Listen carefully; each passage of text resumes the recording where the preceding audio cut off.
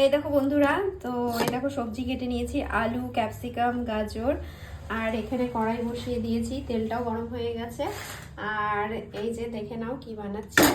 এই যে চাউ চাউ বানাবো, ভেজ চাউ চাউ। তো চাউ চাউটাও সেদ্ধ করে নিয়েছি, তো এটাই বানাবো। তো নিরামিষ, তো বাইরে থেকে কি খাবো, তার জন্য বাড়িতেই বানাচ্ছি। তো ভেজ চাউ চাউ, তো দেখো কি করে বানাই, তো সাথে থাকো, দেখতে থাকো।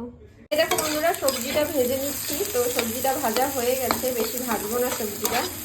তো মোটামুটি সেদ্ধ হয়ে গেছে সবজিটা, মটরশুঁটি, তারপর এখানে ক্যাপসিকাম, গাজর, আলু, কাঁচা লঙ্কা দিয়েছি।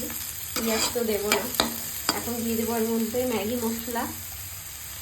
ম্যাগি মশলা দিয়ে দেবো, দিয়ে তারপর হচ্ছে চাউ চাউটা দিয়ে দেবো।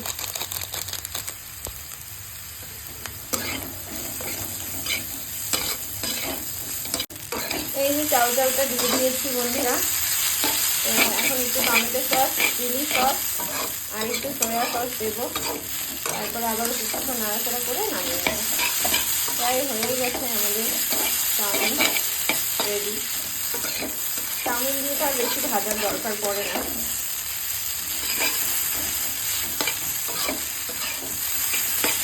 তো বন্ধুরা, এই দেখো ডার্ক সয়া সস দিয়ে দিয়েছি, এবার চিলি সস দিয়ে দিব অল্প। চিলি সস দিয়ে দিই, এই যে অল্প টমেটো সস দিয়ে দিচ্ছি। আর ওপর দিয়ে পরে যখন খাবো ওপর দিয়ে দেবো বাকি টমেটো সস। তো এখন অল্পই দিলাম। সব কিছু আবারও মিক্স করে নেব ভালো মতন এর সাথে।